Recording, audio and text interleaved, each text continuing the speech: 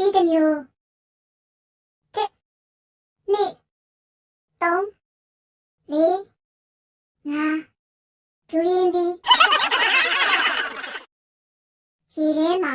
စက်တက်မောင်းနှင်နဲ့ရင်တစ်ခုရဲ့အမည်နဲ့အတီးတစ်နှစ်သုံးလေးငါသင်္ဘောသည်ထက်ထက်မြက်မြက်ရှိပြီးတတွဲတွဲခွာလို့မရတဲ့မောင်နှမတစ်နှစ်သုံးလေး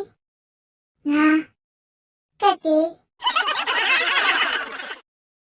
တရုတ်နိုင်ငံရဲ့မြို့အမည်နဲ့အစားအစာတစ်နှစ်သုံးလေးငါပီကင်းဘေးကင်းငန်းကြောထားတဲ့နမည်နဲ့အတီး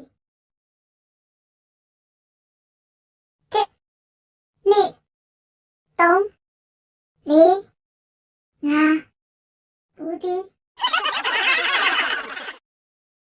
ဂျပန်နိုင်ငံကတရုတ်ဆောင်တဦးရဲ့မည်နဲ့လူသုံးကုန်ပစ္စည်းတစ်နှစ်သုံးလေးငါအိုးရှင်းဆက်ပြစီအဖိုးတန်တတဝါအမည်နဲ့ဟင်းခတ်ပစ္စည်းတစ်နှစ်သုံးလေးငါစင်ဖြူတော်မြုပ်ပြီးတော့ဦးမြဟာ15ထက်တိုက်ပေါ်ကနေခုန်ချတာဘာလို့မတည်တာလဲတစ်နှစ်သုံးလေးငါခုန်ကိုချတာလေဝိုင်းနေတာကိုကောက်နေတယ်လို့ပြောကြတဲ့အရာတစ်နှစ်သုံးလေးငါလက်ကောက်စားစရာနာမည်နဲ့ရုပ်ရှင်တရုတ်ဆောင်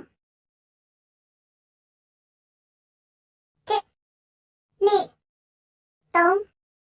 လေးငါနှစ်ပြောကျော်